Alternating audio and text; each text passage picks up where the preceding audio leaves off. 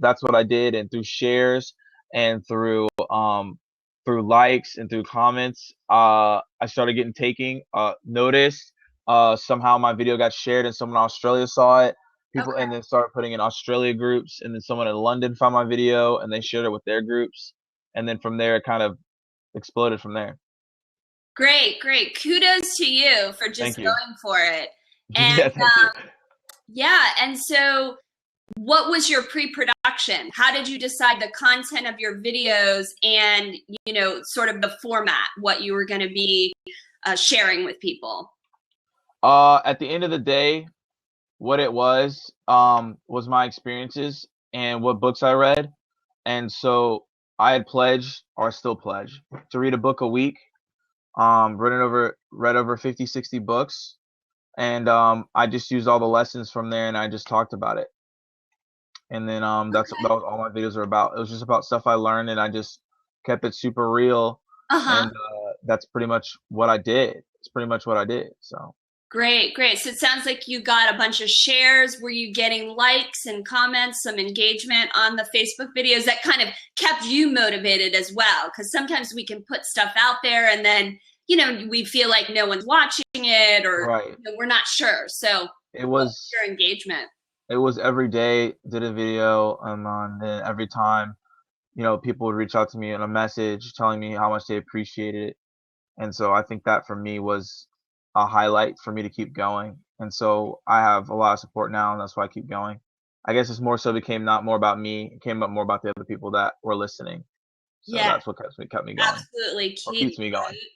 right. Yeah. Wonderful. And did you already have an audience? Did you already have people that you could spread these videos to, or were you building your Facebook page at the same time?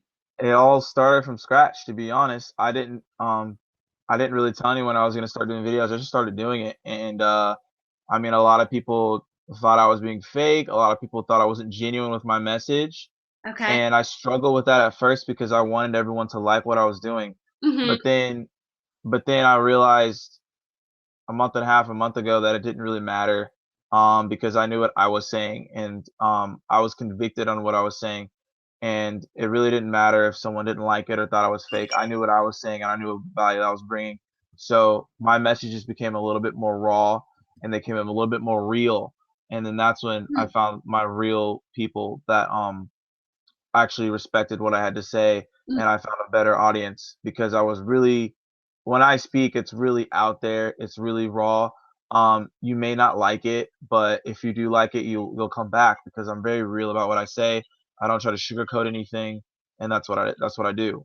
So Wow, yeah, wow. So that's actually a way to kind of cut above the noise is actually just sharing from your heart and being real, it sounds like. yeah.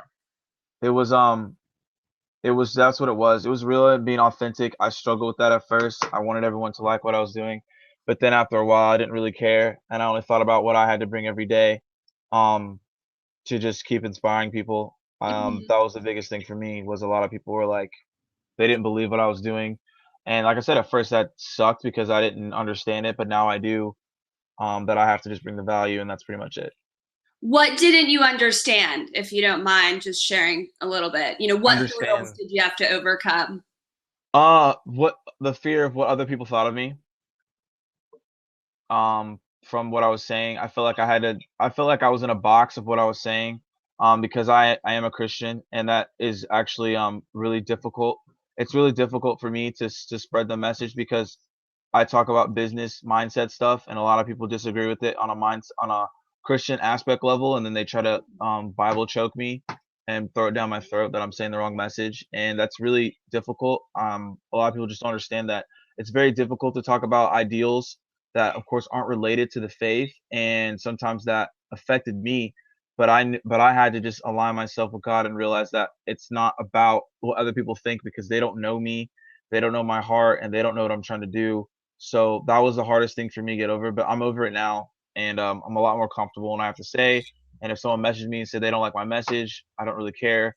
I know what Mhm. I bring to the table, and I know what I'm trying to say. And if you can understand that from the audience standpoint and like what I'm saying, then I'm gonna keep doing it.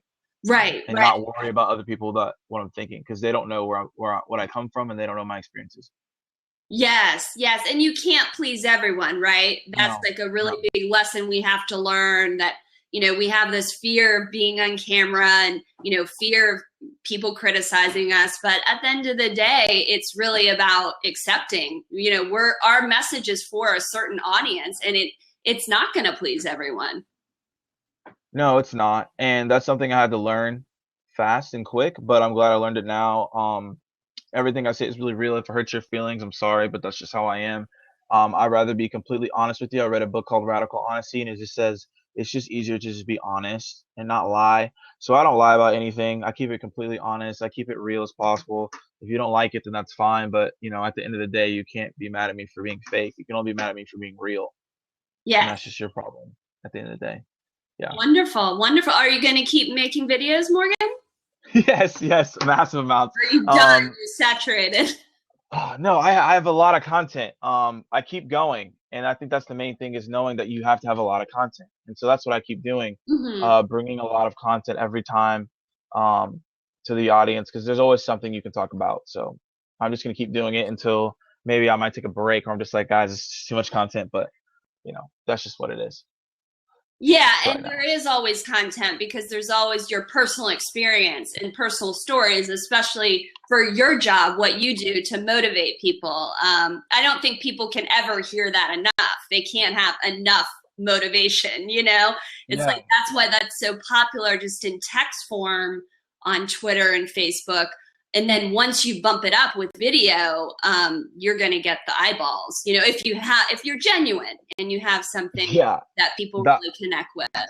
the videos was important. It was the most important thing. It was the most important decision I had to make was making the videos and being comfortable being out there and knowing that someone's always watching you and someone's always judging you and by every single video that you put out. It's probably one of the hardest things to do. I think is to put out videos on a daily basis because a message that you have could convey something difficult or conflicting, and a lot of people don't like it. And Mhm.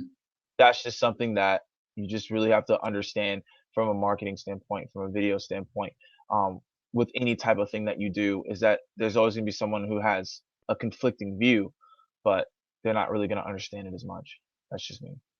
Yes, yes, absolutely, absolutely. Well, thank you, Morgan. Thanks for No problem. No hopping problem.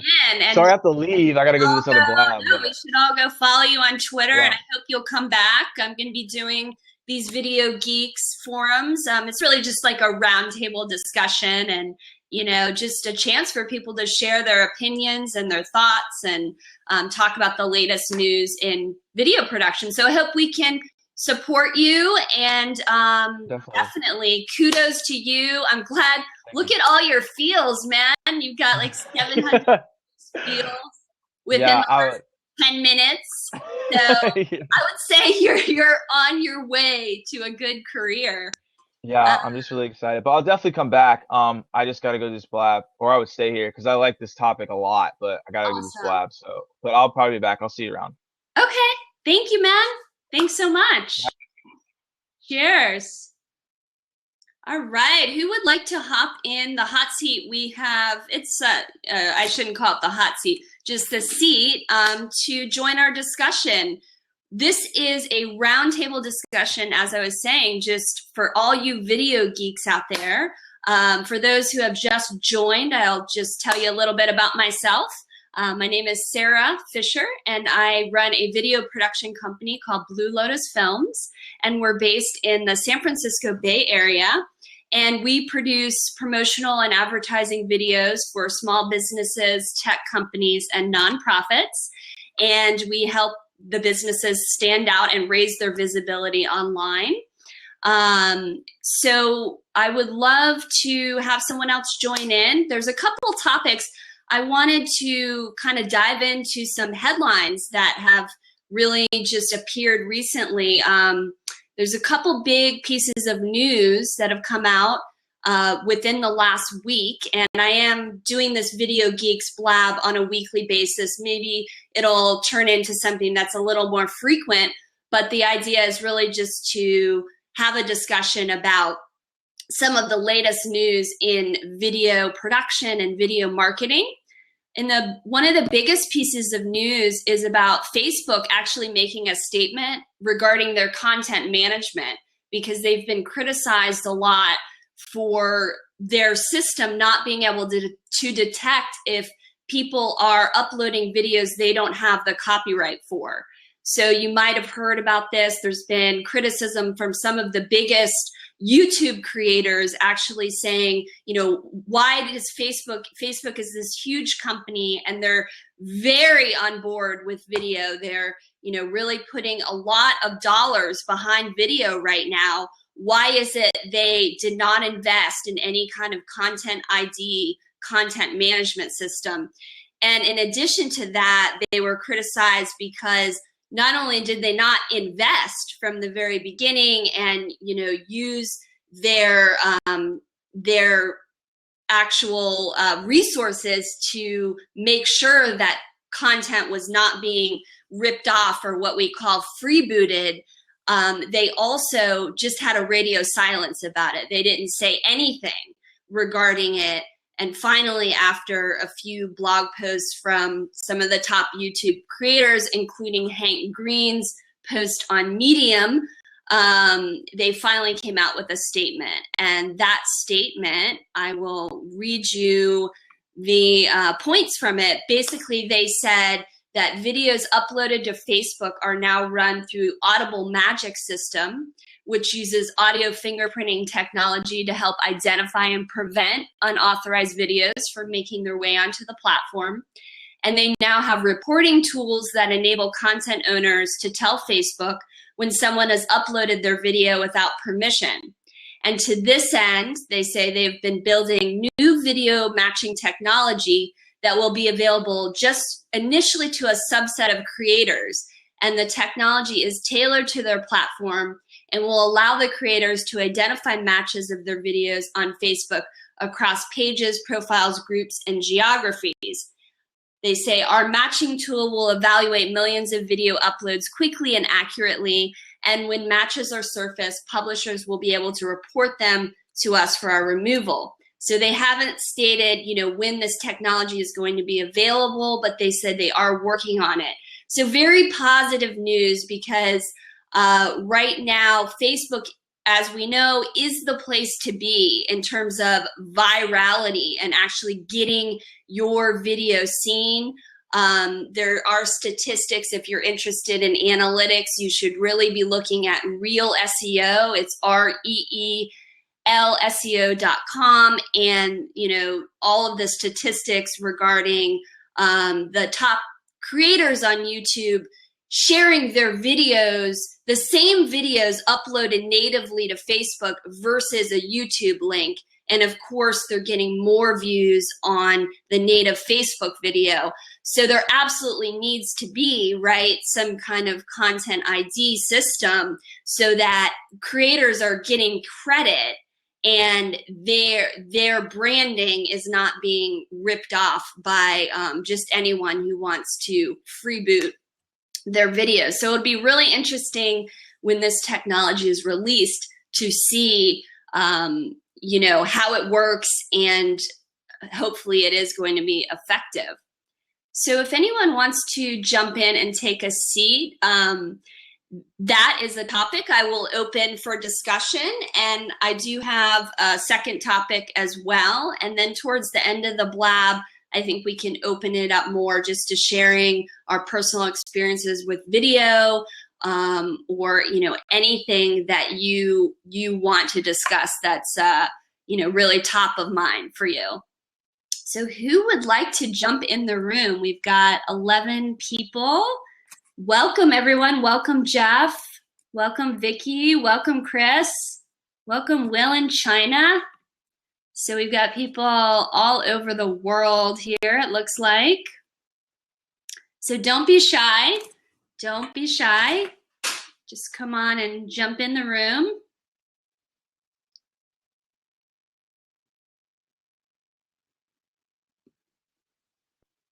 All right, Jeff. We've got Jeff. Hi. Jeff is the next brave soul. Hello. Yes. How are you? Good. I didn't see anybody else jumping in, so I thought I would.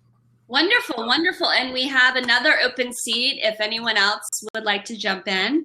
But in the meantime, Jeff, can you tell me a little bit about yourself? Where are you located and what do you do? Sure. I'm located in Grand Rapids, Michigan. And what I do is there's a couple of things that I do. I teach CPR and first aid. I also am a consultant for DNA, and so like a forensic consultant for DNA, and so that's the other thing that I do during the day. I guess what the question that I had is, and you can see I'm playing with a green screen background, is I'm thinking about recording some videos and uploading them to YouTube. Now, you said that they're going to run this through a system so that they're going to prevent any kind of copyrighted material, right? Mm-hmm. So Facebook will be. Okay. So how am I going to, if I'm the person who's creating the video, mm-hmm. how am I going to be able to tell them that this is my video as opposed to, someone who just claims it's theirs?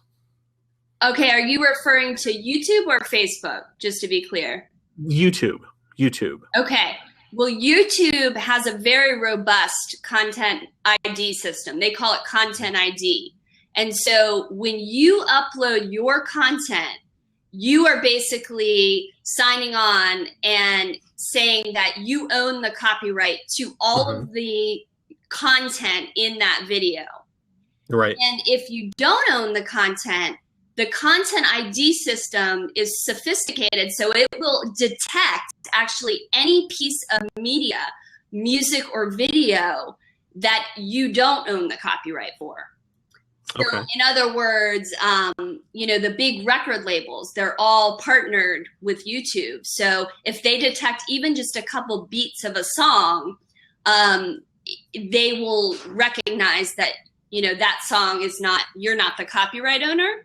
And mm-hmm. then they've actually partnered. So instead of saying, at one point YouTube was saying, no, you can't even have this video up on the platform. But as they found out, that's very hard to manage. There's millions of people, wanting to do, cover right. songs and, just lots right. of ways you want to use different music. So now it's up to the copyright owner to actually decide, well, do they want to actually monetize on that video or do they want it just to be taken down? So most of the bigger record labels, they will actually monetize. So you'll see on lots of videos, there's a link just to go and purchase the song.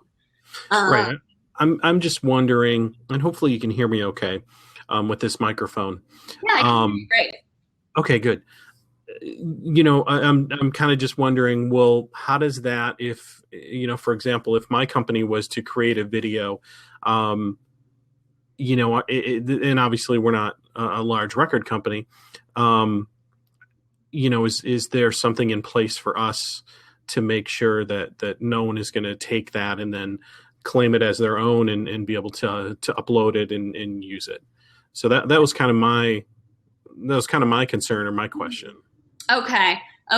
So as a smaller creator, it just requires vigilance. So when you upload your video, I would recommend just like putting in the description, copyright, and then the name of your company. And right. then you have a record of it. So that's the date it was created and the date it was uploaded to YouTube. And then if you end up, getting an email from someone, a friend, or you're just browsing on YouTube and you find that video actually being ripped off and uploaded elsewhere, then you can actually make a copyright claim to YouTube, which is under the DMCA Act, the Digital Millennium Copyright Act. Okay. So the onus is kind of on the owner then in that case, if you're not one of those large record companies or large corporations, kind of the onus is on you to make sure that you're watching out and if you see it, then it's not kind of it's not proactive, I guess. Right. It does require action on your part, just to, be aware of it being out there and then notifying YouTube. Right. So, but I wouldn't worry about it too much, to be honest. I mean, this is the other topic that I was just going to get into is about this new, the conglomeration of tech giants coming together to create a new video format. So what we're really seeing is, things are moving much more into the open source mentality. And I don't know what your stance is on copyright, but I mean, what I've seen with, finding my videos being ripped off, on one hand, you kind of cringe. But on the other hand, it's like, wow, well, there's thousands more people seeing it that wouldn't have otherwise. And, it's just, I take it on a case-by-case basis, whether, I really feel like I'm losing money or, is it actually beneficial just to have that content spread even more widely? So that's what I would recommend. Sorry about the bad chroma key background, iLots. But I'm kind of playing around with the new Manicam that I just downloaded. So cool. that's why I have the bad chroma key background until I can get everything figured out. No, it's great. It's great. You're in process. So yeah, exactly. Wonderful. Yeah, I don't really have any questions or anything. I'll stay on if you'd like me to, and I can monitor the sidebar here and. See if I can help you out that way. So sure. Thank you. Okay. Thank you. No problem. All right. Well, anyone else want to jump in? We've got, I think, a few new people joining the room. So welcome. Who do we have over here? iLots, Ishmael. You're a filmmaker. Just checking out bios. And Christopher, welcome. Content strategist. Wonderful. Well, we'd love to have any of you join the discussion. We are just talking about topics related to video production, video marketing. So if you have questions, it's also, I think Blab is just a great forum for talking about the latest video trends. Things are changing and happening so fast, especially with all the different video apps now available. There's just so much that we need to keep on top of. So we can all help each other and give each other tips and tricks on, what is working and how you're using these different platforms. So, who would like to jump in and take a seat? So I see we do have a couple of people who are in here right now. Christopher CSI. No, I'm not quite what I do, but pretty close. What I do is I work a lot with the court system for paternity tests, and I also work with some of the TV shows that you might have seen. So some of their stuff actually went through me. Nice. So that's kind of my little background. Nice. So I'm curious. Go ahead. I would love to know, what motivated you to get into video? What is your content strategy at this point, or what are you looking at doing? It's an interest. It's an interest right now more than anything, more than it is a strategy. But what I see is, there are so many people that are on this as well as YouTube and other platforms using video that I think that a business that doesn't get into this, I'm kind of an early adopter, I guess, for most of that stuff. And I think that if you don't get into that as a business and you don't have some sort of a presence, that you're really going to be left behind very quickly. Right. And so, that's kind of my motivation as to getting into it. And like I said, it's more of an interest right now than it is something that I've really strategized.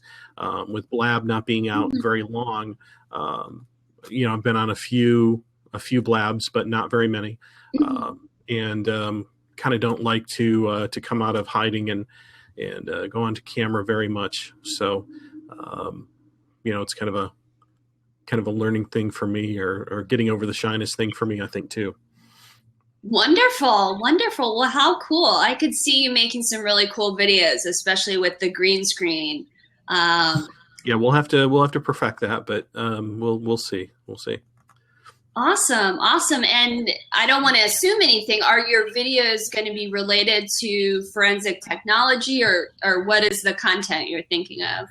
Yeah, I really do two things. I do a healthcare training company, as well as the DNA stuff, and so I can see applications for both. For example, teaching people how to use the brand new EpiPen that just came out not too long ago. All the way up to starting IVs and doing that sort of thing. So that's kind of instructional video type things, I think. Sure. Great. And I don't know if you've been out there on YouTube just kind of looking at what other people are doing, especially other people in your field. Be interesting to see what their style is and their aesthetic, and how they're creating their content. There's a ton of stuff that's out there. I think the thing about it is that it's not done. It's done more with an iPhone or a cheap camera, and hopefully one of the things that I want to learn is, how I can do this a little bit more professionally, a little bit better sound, a little bit better lighting, that sort of thing. Yeah. Good for you for just kind of jumping in and starting off, I always encourage people, use whatever technology you have, start using the cell phone. But it's always impressive when, people just want to go out there and jump right into the kind of more robust equipment. Yeah, yeah, definitely. So let's see. Who do we have here? Who do we have in besides Sarah? We've got 8 people actually in the room. So let's see. So we've got Joanne Sweeney Burke here. And I want to take a moment to really just acknowledge that we actually have a good number of women in the room right now. Yeah. And, I just, that's just an observation. The previous Blabs that I've had, it's been very male dominated. So I appreciate, the women being interested in geeking out on technology. That's interesting that you mentioned that, because the Blabs that I have seen, and I don't know, maybe it's the Blabs that I enter, but they've been more female dominated than they have male dominated. So, yeah. Interesting. Yes, something about, just blabbing, just hanging out and talking, I definitely felt compelled by this medium, that it's similar to Google Hangouts, but there's an opportunity just to have, multiple people join in and just a chance to hang out. So, yeah. So I was going to say, with Joanne, if it looks like you have done some stuff in some professional type of work. So I don't know if you have anything that you'd like to contribute. I'm looking at some other profiles here real quick. Vicky, I've seen you on some Blabs that I've been on, and you do online video production. Let's see. So no reason why you guys shouldn't be joining us here. Yeah, we're not looking for. And Sonia, I've seen you before as well, Sonia, and you're like a Periscope person. I know that. So look at this. Yeah, we've got some serious video geeks in here, and the forum is open. Sure. Yeah, come on in. When we have a lull like this, I'm throwing out some topics, but you know, as I've been saying, this is just kind of a roundtable just to share your opinions, your thoughts, and get any questions answered, you know, wisdom of the crowd. So happy to answer your questions. So yeah, Vicky, come on in. All right, Vicky. Hi. Hi, there she is. Hey, how First are time you? out today, so I don't know. I hope everything's set up right. It looks good. Yeah, it looks It good. looks like you're using a lower third there, so you've got some sort of program going on. Yeah, I just started using it, so I haven't like tweaked it as well as I would like, but it's something. Which one are you using? Cam Twist. Okay. Cam Twist, okay. Is there a URL for that? I'd love for people to be able to check it out. Cam Twist Studio. Cam Twist Studio. Cam Twist Studio, cool. And if I remember correctly, that is a And it's Mac. it's a Mac only. I think so. Okay. Okay. I think so. All right. The only real platform that there should be. Yeah. I'm kidding. My husband uses a PC, so I say that we have a mixed marriage. So Yeah. I didn't feel like I wanted to pay a whole bunch of money just to get a piece of fruit on my computer, but that's okay. but you know what? My computer is 6 years old. So I'll stick with the non-fruit computers, And but it that's keeps okay. working.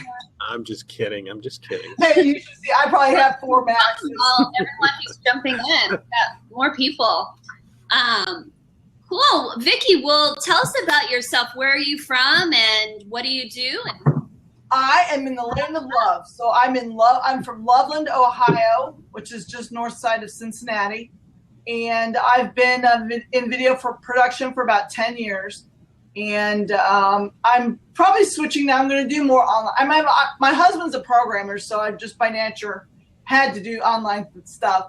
So I'm going more to online and transferring that video. I'm going to do some training. I'm actually getting ready to start a podcast. Well, I call it a podcast. To me, it's not really, but it'll be on this tool.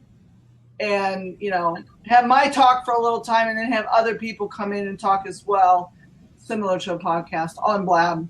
And then record it, put it on and put it on the website so people can see Yeah, it it makes it so easy, right? It's incredible. Well, it's incredible that it's like, oh, I want to talk about this. And I get on there and I'm like, after a couple of minutes, I mean, you get up there. I turned it on the other day to do something, to fiddle with something, to get all my settings and stuff. And I ended up having an hour conversation with 5 or 6 people. It's hard to get on. And I didn't even get to the fixing that I was. And everybody was so nice. Once in a while you get something.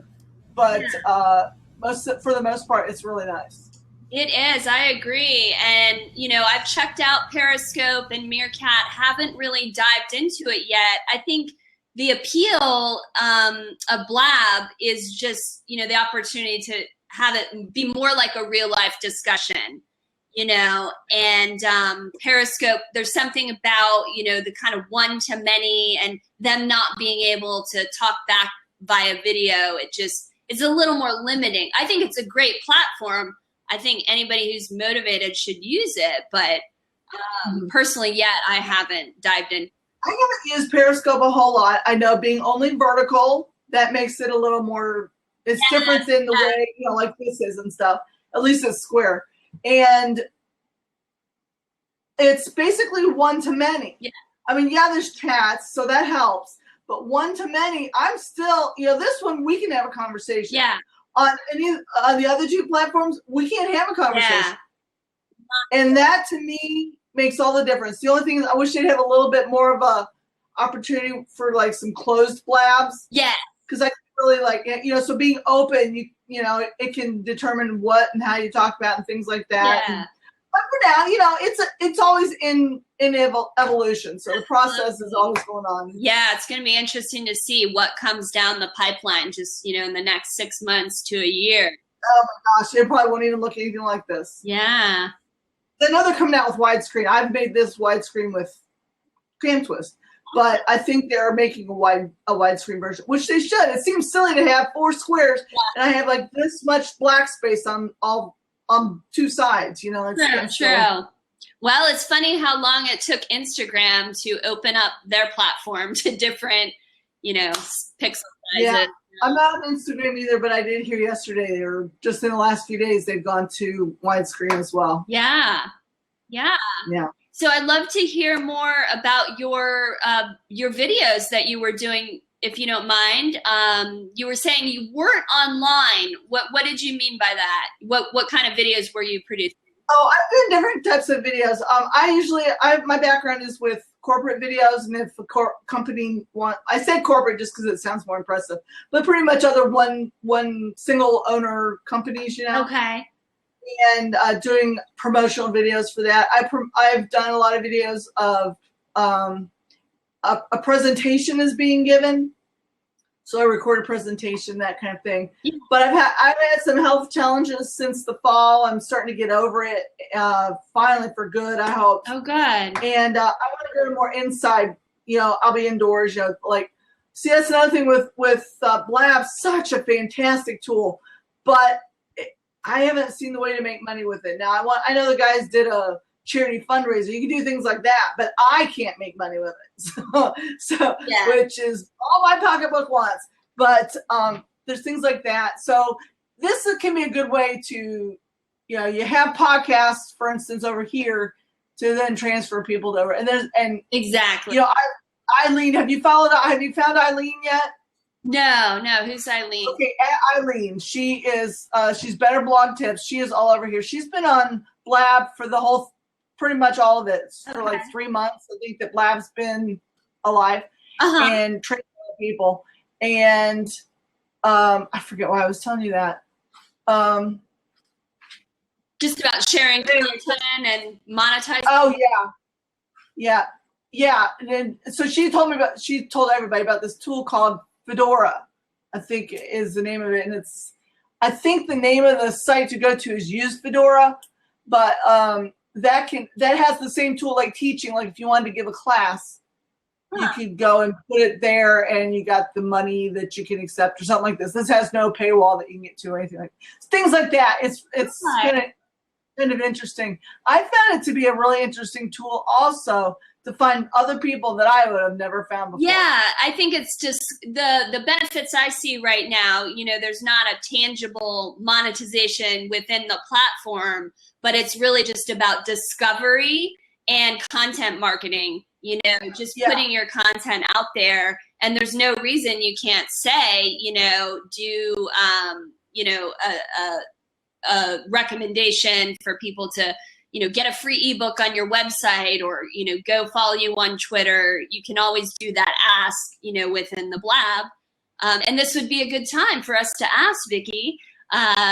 Everyone who's watching, if you wouldn't mind, please follow both Vicki and I on Twitter. We would love it. We would love to hear from you and engage with you. And yeah, just keep in touch with all of you. So sure. Yeah.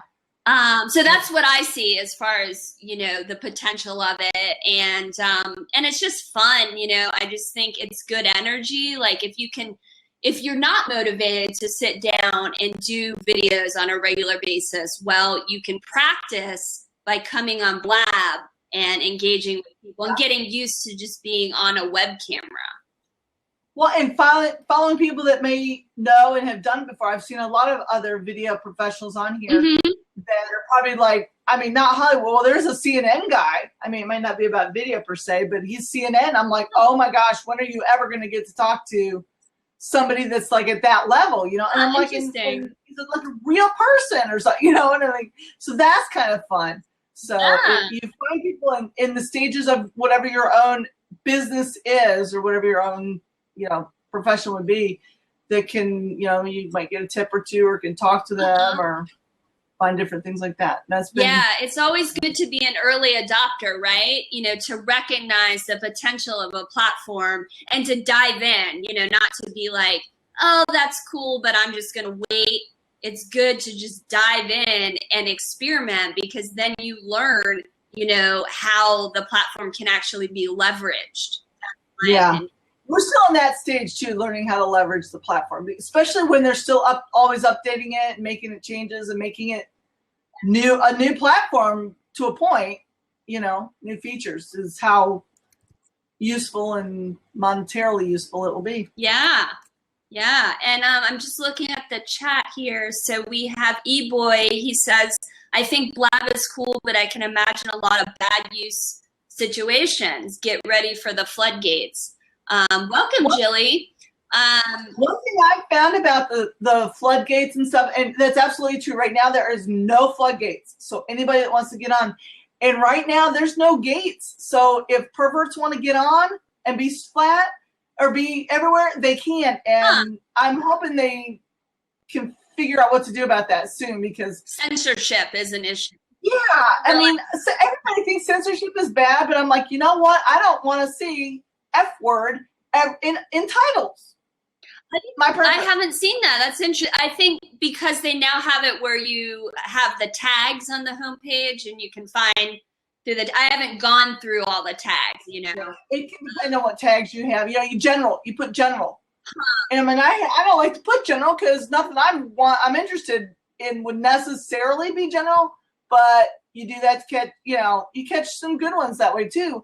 And if they got the F word going or something, I'm like, I just don't want that. Now, fortunately, that's the only word I've seen so far, but or at least star it or something. Yeah, that's got to be an issue on Periscope and Meerkat too, I would imagine. So, do they have quality control around that? Yeah, I don't know. I haven't been on either one of those platforms, so I don't know. I do know I read an article, and I think, this is a pressing issue on Blab. We were talking about on Periscope, we were talking about it being one to many. And what's happening is, especially a lot of the women are getting, sexual comments, and they have to continually block people throughout their scopes. So that presents a challenge as well when you get, really unsavory comments and people are trying to provoke you. They're not there for they're trolls, There's always somebody. Something I've noticed on here too is I hear one guy come on, and I mean, I guess it was okay. For me, it's like being gun shy. I'm just like, okay, we'll see how far this goes. But I mean, to me, going on without your shirt, I mean, he didn't mean anything by it, but I'm like, and he was smoking, which to me, I don't like either, but I'm like, do you really, I mean, just because you can do video doesn't, what do they say? Just because you can doesn't mean you should, So I'm like, okay. And he wanted like, well, you shouldn't do this. You shouldn't do that. And I'm like, I wasn't asking you if I should or not, or can I, or nothing like that. And I wanted to block him so bad, but there was nothing was vulgar about it, but he wasn't nice about it either. You know what I mean? If somebody isn't going to, I don't know, people need to be nice about things. And even if you disagree, you can go away. I agree. Go with yourself. And it's very hard to control. I've worked for different websites, and there's always going to be a percentage of people, that are trying to push the boundaries and they find it acceptable to do things that aren't acceptable in the real world. It's just, people trying to push the boundaries and provoke people, and it's always going to happen, but and and then there was that thing that Eileen told me the other day that was just way above line. I'm teasing because she just popped in. So hi, Eileen. Say hi, Eileen.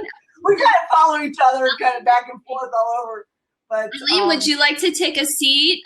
We have 2 other open seats, and I started. Welcome everyone! Wow, we're getting a good crowd. So this is the 4th Blab I've done. I have to say the 3rd one, which was just a couple days ago, there was an audio issue, which was not on my end. It was through Blab. And I was talking, doing the Blab, and then someone finally told me that the audio wasn't working. So anyway, I think as they're coming up with different solutions, they're always upgrading this platform. Yeah.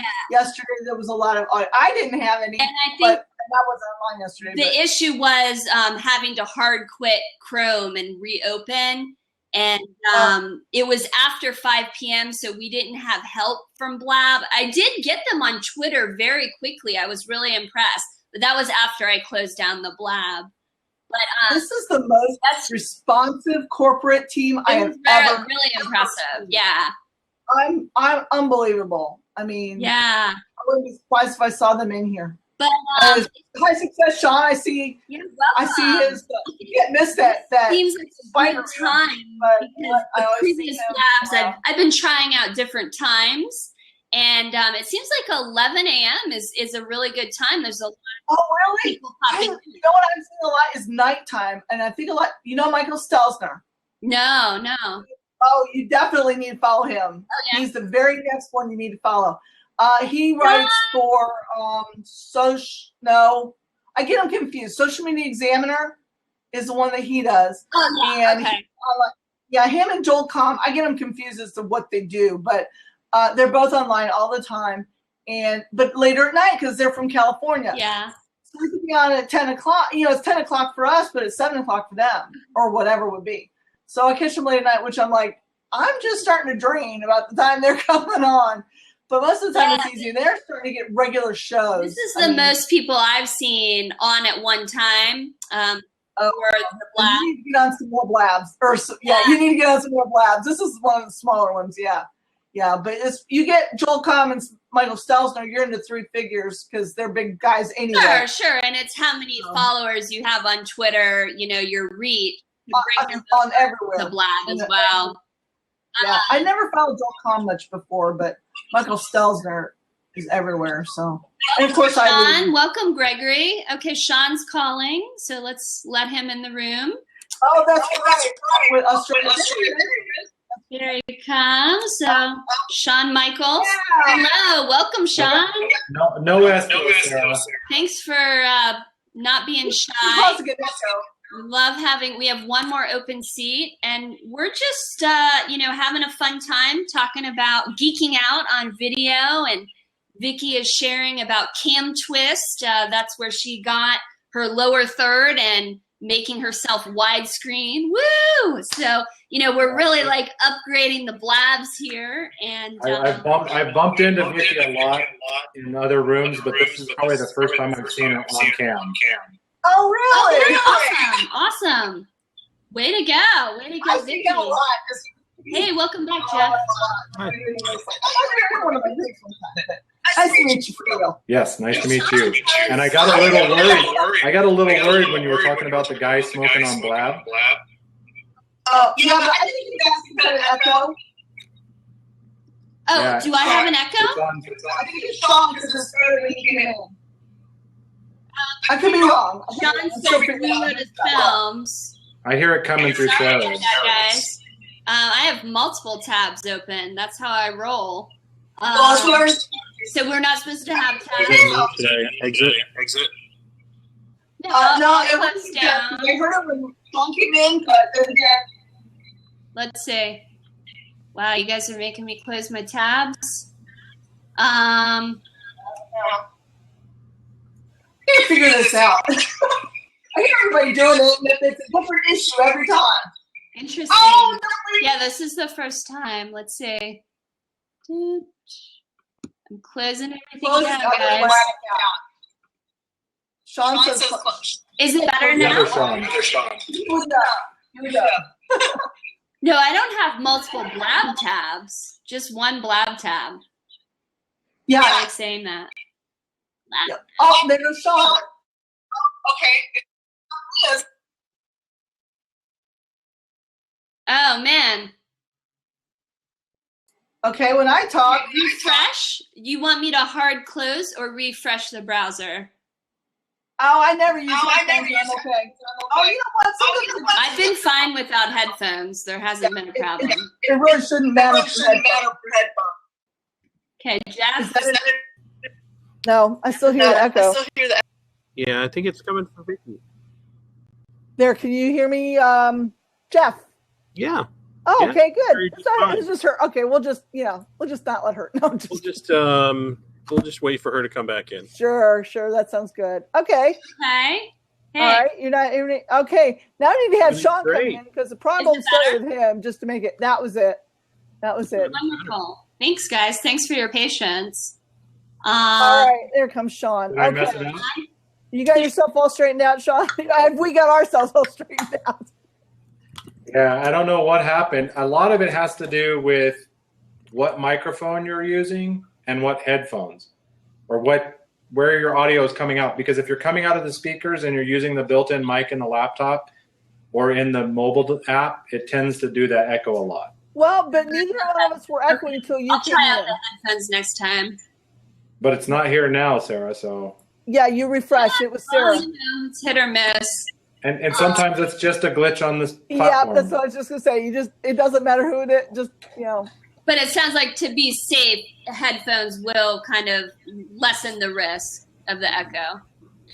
Headphones or a dedicated mic that won't pick up everything, because the mics that are in the computer tend to pick up everything. Right. So, or even just turning the volume down. I've seen a couple times when people were like screencasting it onto their big screen TV. Yeah. And it got really I bad. got an idea. Does anyone want to put us on Periscope? Is anyone out there on Periscope or Meerkat? how would that work on Periscope? If it can only have one person on a video at a time, would it just show you? No, well, my suggestion is just to point the camera at the screen. Yeah, most people just put the I'm not camera. I've seen a lot of them put it on the tripod. But if Looking anyone at the Blab. has an easy way to do it, feel free. We've got a Just get on crowd Blab. here today, and I'm able to stay another 20 minutes. So, yeah, love to hear from you, Sean. Where are you from, and what is your business? I am originally from Northern California near San Francisco, but I currently live in Antigua, Guatemala. Woo!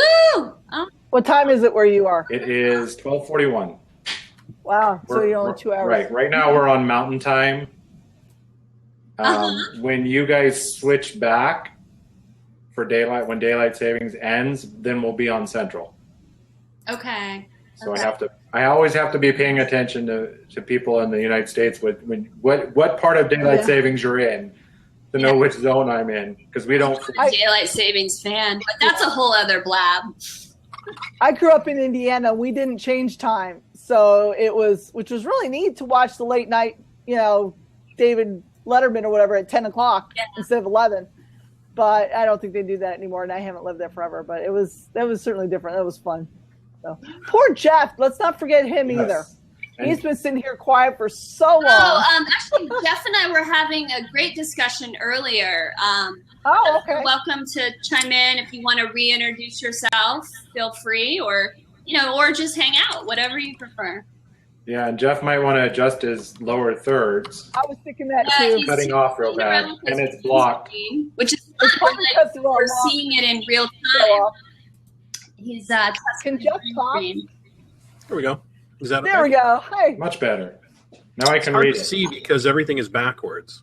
Yeah. It is that. Mine is too. My name looks backwards Yeah. to It's me. like the pointing. Like now I know I'm pointing. I've gotten used to it. Now I'm pointing at Right, me. exactly. But Exactly. it's a brain switch. You have to get Yeah. used to. Yeah. You should invent a cover for the monitor that shows everything frontwards. So. But I'm not Yeah. backwards. This is fine. Yeah. Isn't that interesting? Yeah, Jeff, you point to Sarah. Yeah. So. Wait. So you're right there. You're right there for him. Yeah. I guess that works right. Okay. Weird. Interesting. Yeah, Yeah, no, Jeff's really got the game going on. He's on green screen Yeah, I and think all. it's pretty much your picture. So your square is correct. Like I'm in the bottom left. we're Hollywood And then it's squares, fun. everybody. When you save it, you get it out, Joe. get it back in your This is either the computer. Brady Bunch or the Hollywood Squares. Yeah. Yeah, Eileen says Hollywood Squares, not Brady Bunch. I think it's to make us more mature, but I don't know. That wasn't a mature show either. So we've got a bunch of video geeks here now, which is exciting. And as I was saying earlier, this is, what I hope just to be like a roundtable for us to share tips and tricks and talk about the latest trends in video marketing, kind of like meeting up at a coffee shop and, just having a coffee discussion, a meetup group. And so I think this would be a good time if any of you want to share your ideas of, is this something that appeals to you? Would you like to have this kind of format? or is there something else we could do with this time, having a Video Geeks meetup? Who has any ideas? Or would you just like to blab? I'm playing with my text, so I'm sorry I wasn't even listening. I'd like to have a blab about something other than blab. Yes. That's all everybody's saying. Props, Jeff, props. That might take you go like this. It's so new. Yeah, apparently other people are liking that too. No, I don't know. Maybe taking a different subject and every week and saying, how can you use this as, for me, it's more instructional type of videos. For others, it's going to be more marketing type of videos. Maybe breaking down, like doing a 101 for people who, I'm very new to this, so obviously I have not done a whole bunch of stuff. I've done a couple of things that are out on YouTube, but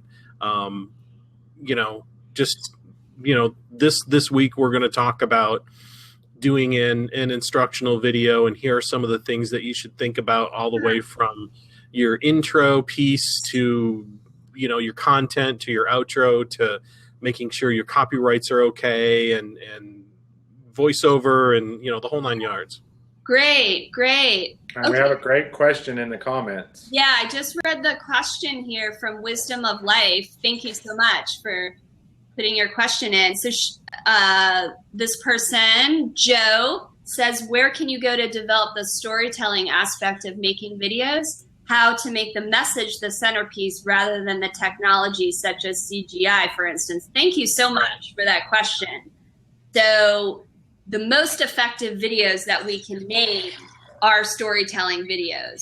So I'm not saying that, instructional videos don't have value, but if you can find a way, Jeff, to add a storytelling element to your videos, they're going to be so much more powerful. So to answer the question on, how do you make the message the centerpiece?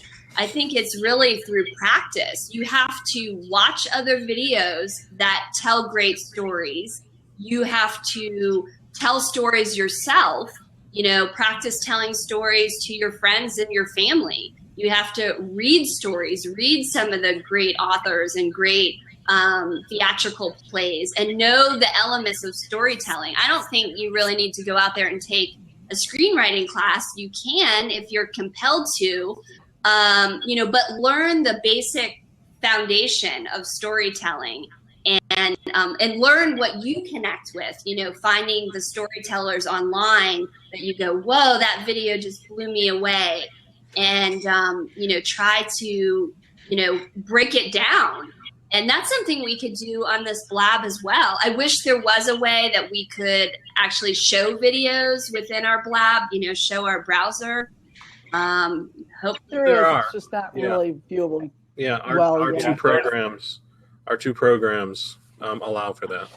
Okay. Yeah. But the space is so small. I haven't seen them zoom in yet. That's what it needs. Yeah, Chemtress does have a zoom, but it's clunky and it's not super effective. I actually, talking about like the aspect of having a Blab type room, but you don't get the bullpen like you do here in Blab. But I was watching an interview with one of the team of Appear.in, which allows up to 8 people and will allow people to blow the screen of the presenter up so you can do a more effective screen sharing. Can you get like the chat for like the larger audience? That was the only thing I saw that it didn't have, is that it was only those in the room that were. That could be very useful too, kind of like Google Hangouts, sort of, without popping on each other. Well, and the other plus is it had the ability you could lock the room, and then if somebody had because basically there's no sign up required. It doesn't connect to Twitter. You can basically go into a room without registering anything. You just need to have the link. But as the host of the room, you can lock it, and if somebody comes to the link, they knock. What is the technology called again, Sean? Would you mind? I'll put it in the comments here. It's appear.in. Huh. You know what I've heard? It is that easier could be for people to get into than a Hangout, because I've come across a lot of people that have a hard time getting into Hangouts because they got to sign into their Gmail account. If they don't have especially with the Google Apps for Business, if you haven't gone in and activated the enable Hangouts, which by default is not enabled, then they can't get a Hangout going. Yeah, there's a lot of tech glitches with popping on top of each other or hurdles. So somebody coughs, they're the primary. I'm like, that shouldn't be. So especially in the middle of a problem. .inf a competitor to Blab? Like, what is the benefit you see compared to Blab? If we can talk about that here, I think it's fine. More of the easy access, but a more private situation, because with Blab, it's more about public and being out there so that you can get a big audience. Okay. Yeah. And like you said, I've seen anywhere from very few. You've got a good turnout. I've seen a lot of people that like Vicky was sharing, Michael Stelzner and some of the other big names. Yeah. You'll see their count of viewers is 300 with an active of like 40. Okay. Which is a lot. Great. Yeah. One thing I've found too that can be really good with Appear In. I'm getting ready to start, like I said, a podcast. I keep calling it a podcast, but it's going to be a video podcast. A podcast. A vodcast, or a vidcast, but and video is what I should just call it. But basically, it's on time. Supposedly, if I could do myself, I would be on time. But what can be good for Appear In is some of the people that I want to have as guests either don't know the technology, aren't signed up for Twitter, don't know something. They're good in the knowledge of what they have, but not in the technology, maybe. Yeah. So that's one thing that Appear In could be good for, is you can lock it, you can make it private. Maybe they have, like we had before, they have the audio not set right, or I don't even gonna mess with lower thirds for right now, but test it. That could be a good test area. Then all they have to do, and maybe do that 15, 20, 30 minutes ahead of schedule, and then come over to the Blab, and then you just have that. And I love what Stelzner and Vincenzo are doing. And Vincenzo gives this, and now stay tuned for here all the way from California is Stelzner, and then the screen switches on. I mean, I love that idea. I love the that's really neat. Figuring out what works. Like you're saying, how can we intertwine this technology as well? Which is why I was suggesting let's get on Periscope. I'll definitely do that next time on my phone. But I don't know. That fascinates me. It's like, how is that working? And, how can we leverage these platforms? Find the parts that work for you. Like, I haven't tried Appear In, but it sounds like that's going to work for what I'm needing. Yeah, it makes a good green room. Like a green room. Pre-prepared before you go on to the broadcast. Yeah. Huh. I do love the bullpen aspect of Blab and the public. You can look at the homepage any time of the day, like flipping through TV channels and see what discussions are happening, and pop in and sometimes they get off topic, and but that's the beauty. If I pop in and it's not jiving with me, it doesn't vibe with me, then I can jump out and go look for another one. Or that's right. Or if nothing works, I was on one yesterday with somebody, and she said, I went through the whole list. There wasn't anything that interested me, so I started my own. Yeah. You got to watch the ones that'll have one person on it, which is usually them, and you go in and they're just sitting there, or they're not sitting there. It's just a blank screen. Right. I'm like, okay. Really? They're trying to do something, and I'm like, just turn it off, because you're just taking. I mean, they're not really taking bandwidth or anything, but they're taking Lab's bandwidth, I guess. But it's like, just. Like, what am I supposed to? And then what kills me is then when there's 5 or 8 people in there, I'm like, that's one thing that, you can go through, you can see in the chat, I'll see 8 sign-ins, but then I don't know that anybody's really in there, which I don't really care. You just pop back out. But I'm like, if you're not there, don't be there. If you have it on, be there.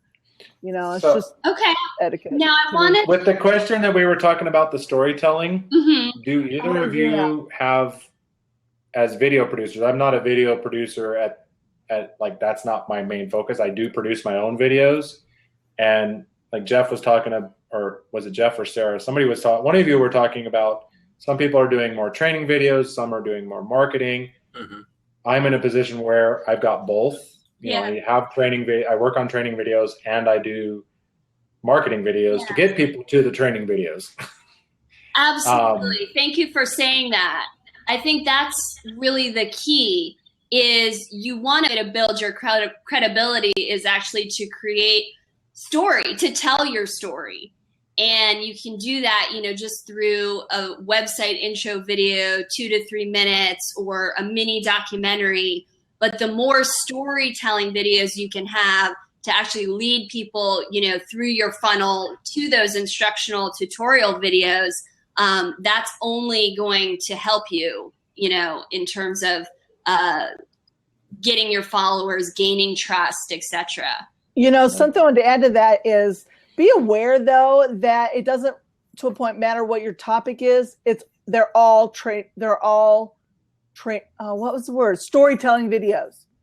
So even if I'm talking about how you do something in a warehouse, there's still a story of this, and this. I can't remember which one it was because it was so long ago. I did a video, and I wasn't even aware I was doing it, but there was no 1 do this, 2 do this, 3 do this. There's nothing like that. But the way you go through it sequentially and making sure all the information is covered, there's a story in there. I mean, and a flow. It may be hard pressed to find sometimes, or something, but I'm like, there really is, and that can be helpful to people too, to keep things logical. You know, how many times you see videos where we're talking about this, then we're talking about this, then we're back to here. Mm-hmm. Now we'll go here. I'm like, you have to make it sequential. Well, not sequential, but you know, in order of, you know, to make it all make sense. I think that's valid. Yeah, you definitely want at the beginning, you know, be able to explain what's upcoming. And I'm trying to do that in the Blab as well, even though it's a little bit more free form in Blab, not knowing, you know, who's showing up, etc. But the one point I just want to hone in terms of instructional, in order to have like a really effective video that makes people take action, I think you have to have the emotional component.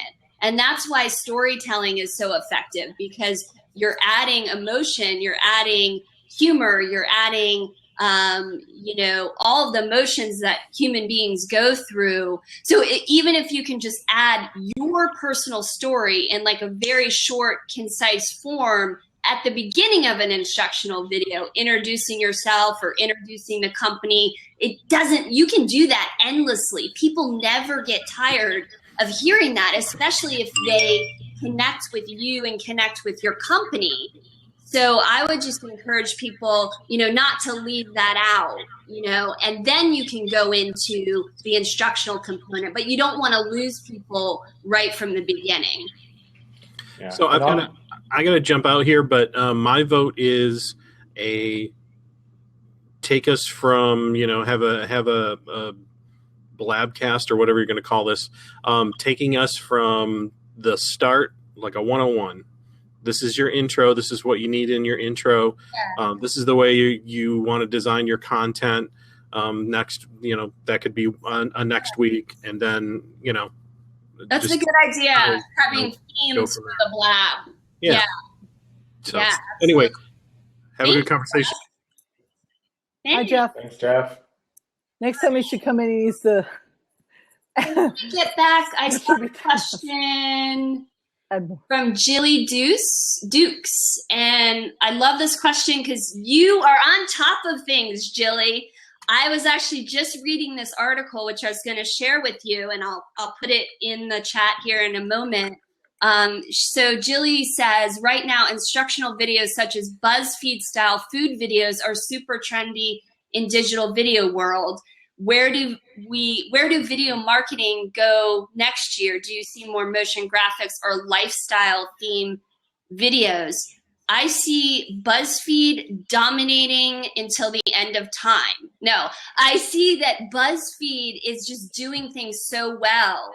And I don't think everyone needs to go out there and model BuzzFeed, but we need to take note, because this is 1 billion views this company is getting every single month on their videos. And they're dominating on Facebook and YouTube. And they've also, recognized that they don't just focus on one platform. They're across all social platforms. I'm going to paste the article here. One thing to be aware of, though, first of all, there are tons of videos. If you notice, it's not just BuzzFeed. It's BuzzFeed food, BuzzFeed this, BuzzFeed that. So they're all doing, and I don't know much about the company. I like a lot of the videos, but that's what they do, is make videos all the time. I mean, they could do something else. I don't know. But I mean, their videos don't sell anything. I don't know how it would make any money other than it's fun to do, or sponsorships. They could get sponsorships on the side, which I haven't seen yet either. So, I mean, as much as I like it, to me, they're pure entertainment. I don't know. Humor, entertainment, and also just valuable information. It's valuable information in entertaining form. It's just, helping us reflect back on some of the trends, that just make it interesting to watch. And also, in this article, it's talking about, their food videos being hugely popular, and the ones that have gotten the most views, the most engaged BuzzFeed video is called S'mores Dip, with 4.2 million shares, likes, and comments. Then there's another one about cookie dough. There's another one about the pizza cone. That was like a huge video. So it's, I think, really just kind of, noticing what piques people's interest. What are they going to watch in this world where our attention span is so short?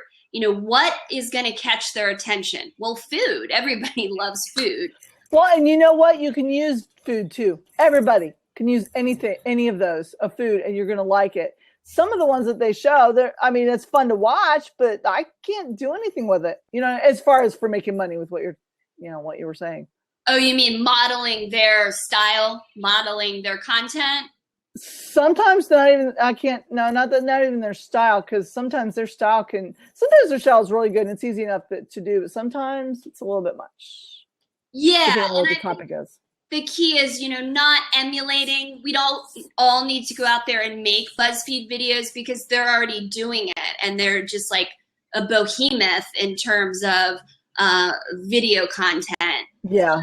So, just and they have the money. Figuring out what your unique style is and how you can make things entertaining and eye-catching, and also plugging into trends. That's what BuzzFeed is all about. So, well, and I think the other key is if we're talking about video for business and marketing or even training, is this comes back to the age-old target market situation.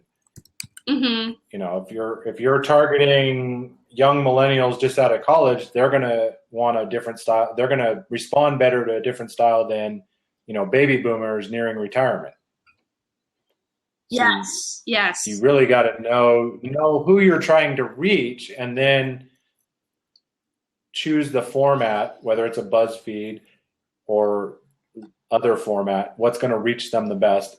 Like you said, story, as long as you have story in there, as you both have said, you'll reach everybody, because stories have worked for eons. Mm-hmm. As long as there's been humankind, stories have been used. Yes. That's how we connect and how we empathize, is through story. Right. And there was another comment out there that about the authenticity. Yes. Ido Media saying authenticity becoming even more critical. Oh, definitely. We're seeing it already, just with Periscope and Meerkat, people just showing up and being themselves, but also just adding value through their content. But I totally agree. Authenticity. Would you like to join the room, Ido Media? We'd love to jump in. Of course, it is 12 o'clock. I've got to get going soon, but this is also fascinating. So Robert from Ido Media, if you'd like to join, or do you guys, Vicky or Sean, anything you want to add about authenticity? You know, specific videos that have inspired you, you know, where people are being very authentic. Any creators that you watch and you admire?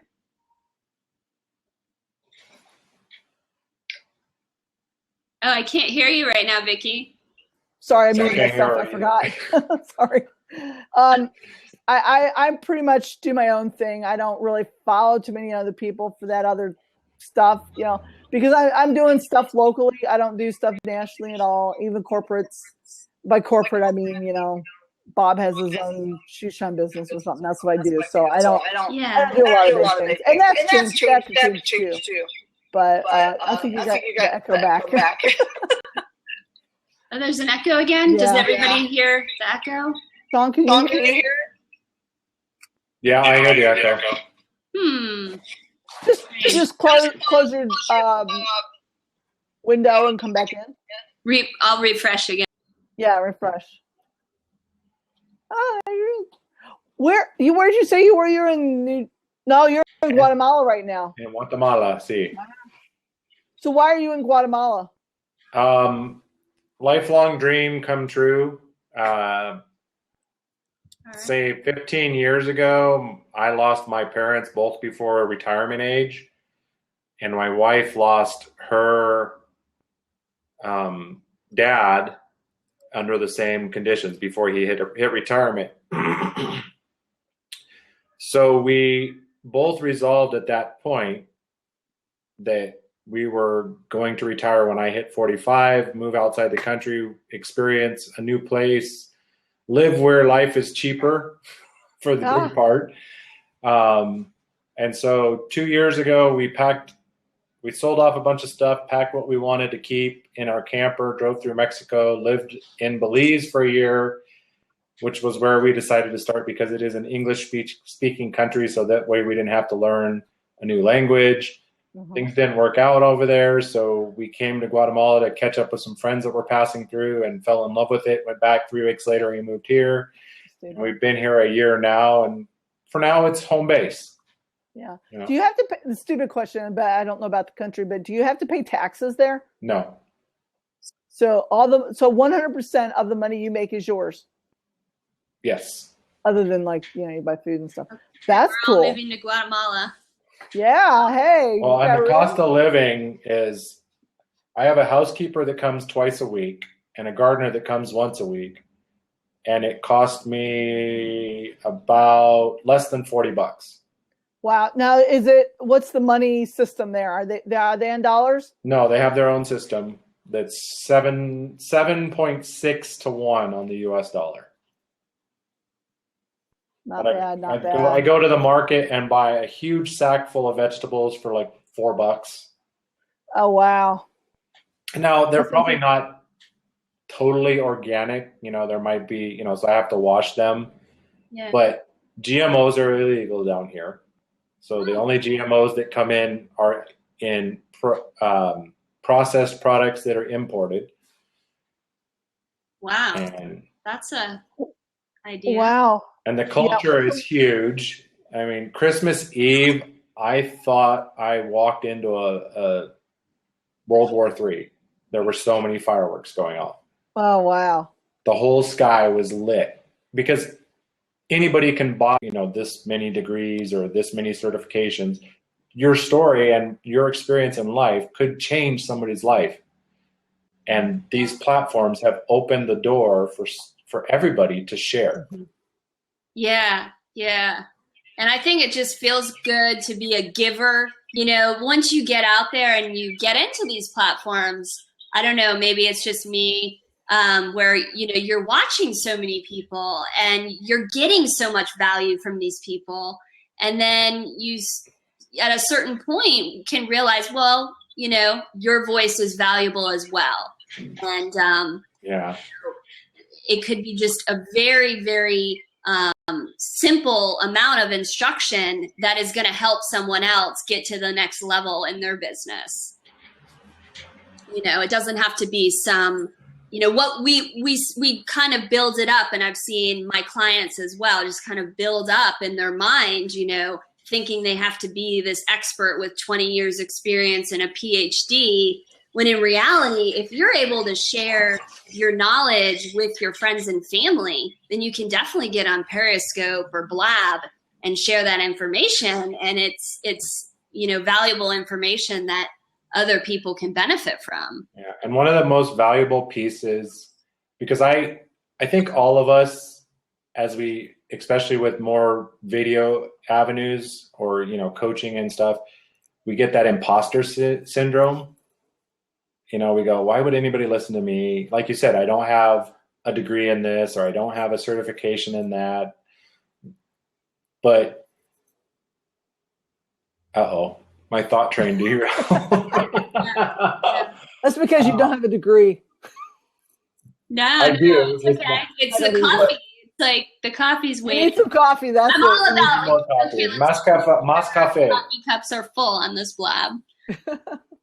I don't drink coffee, so am I okay? Okay. With that? So, Tea. I'm a tea and Where were we starting with this? So we were talking about You know, thinking you're an imposter. It's the imposter syndrome. imposter syndrome, yeah. Oh, the profound thing that I had heard. So I was experiencing some of that. So I'm like registering for this course and registering for that course and reading all these books and like, okay, I just need to learn a little more and then I can put myself out there. Yeah.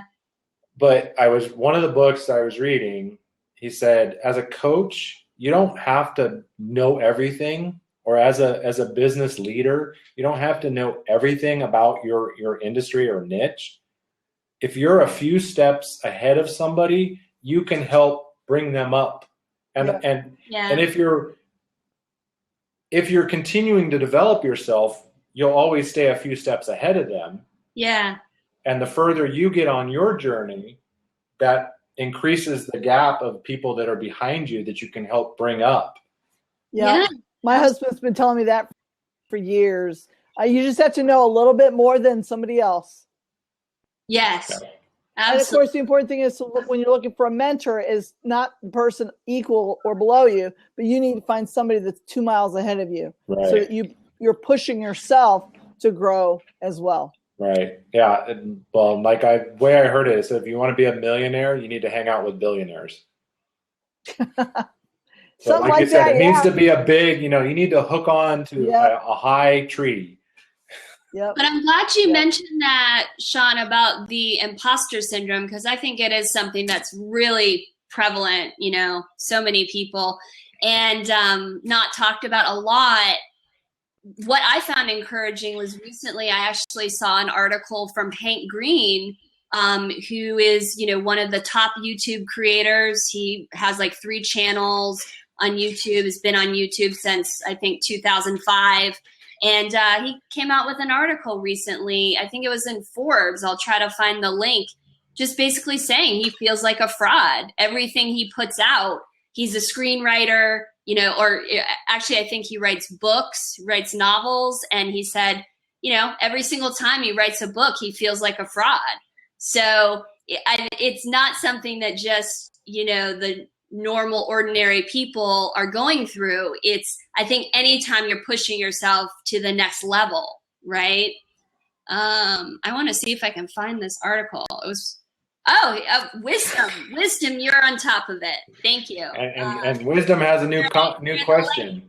I love it. Yeah, it's a great article. So. And on Wisdom's new question, that would you all say that video, generally speaking, is a component of a larger strategy for deeper relationship engagement, especially as it relates to business and social media videos with a monetization goal?